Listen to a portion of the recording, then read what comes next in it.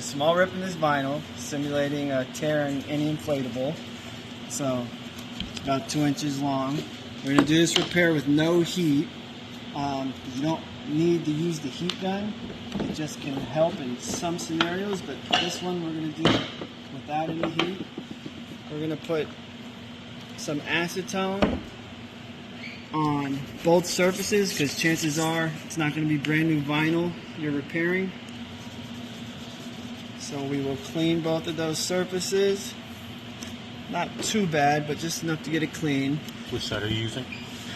We're going to use the side with the most vinyl, not the side that looks kind of granular, the smooth side. So smooth side down. And so we don't glue outside the lines. I take a marker, a washable marker, oops, and go around it.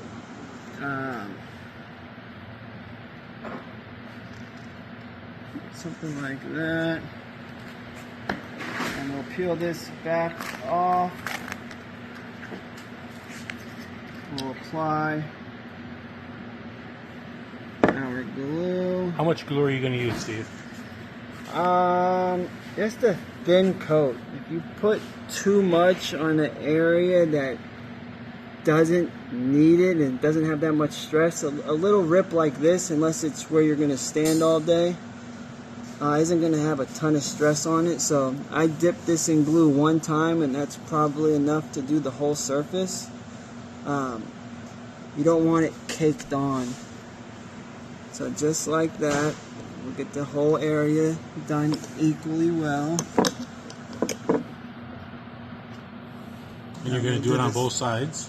Yep, now we'll put glue on this piece as well.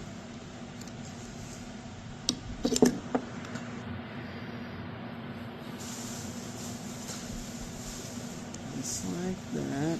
You especially want to get the edges because those are the first things to peel up and make your patch start to come up.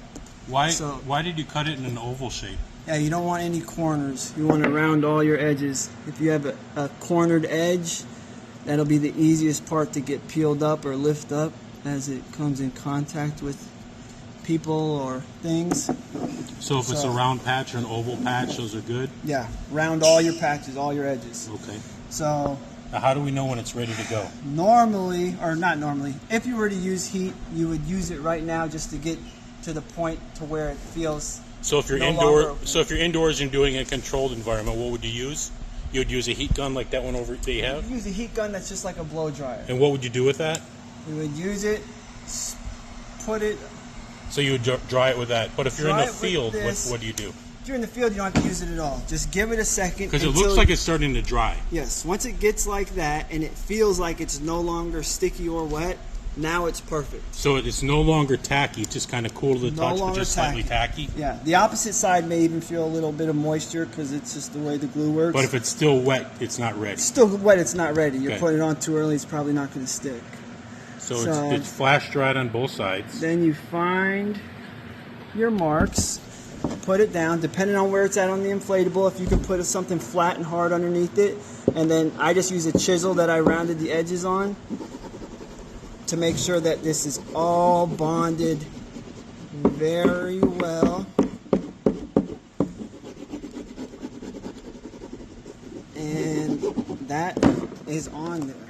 That's all it takes. Now, if you wanted to, okay, this is for an inside repair, correct? For inside the unit, facing out, because generally, if you have to put a patch on the outside, could you get by with using the grainy side of the vinyl instead? You could, but what I would do is then patch the inside and the outside. So I would have done what we just did.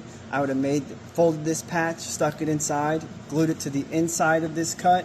So now we're looking at the top of the game, and this patch is inside. Yes. And then if you had to put a secondary patch on the outside, you could do so with the shiny side, matching side facing up. You could, but there's less. It just won't be as strong. Exactly. There's more vinyl on this side than on this side. But if you're going to do that with a patch on the inside and the outside, then that's fine. And the two are pressing against each other, it's not going to open. Now, once you have that repair like that done, before of course, it's going to take a little bit to fully harden. How long before you can actually blow up and use the inflatable? When it's safe to operate if you're putting just a patch on the inside wall like that?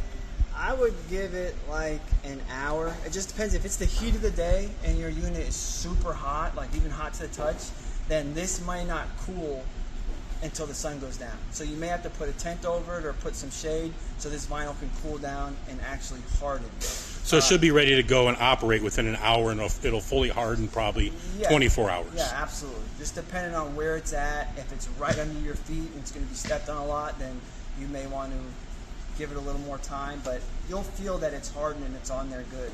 Okay.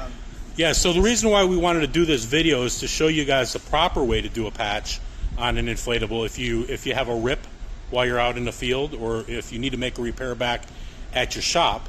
A lot of people out there have different ways of doing it. This is the proper way to do it using HH66 cement. A lot of people like to put a lot of glue on it, and they like to put weights on the units or weights on top of the patch and whatnot. But if you do that, it just will not hold. That patch will fail eventually, and you'll get a lot of excess slop glue.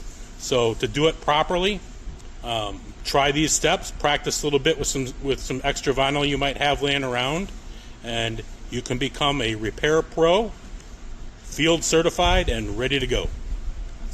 Hopefully this helps some of you guys out there in the field, and let us know what other kinds of repairs and tips that you guys want, and we'll be happy to give them to you.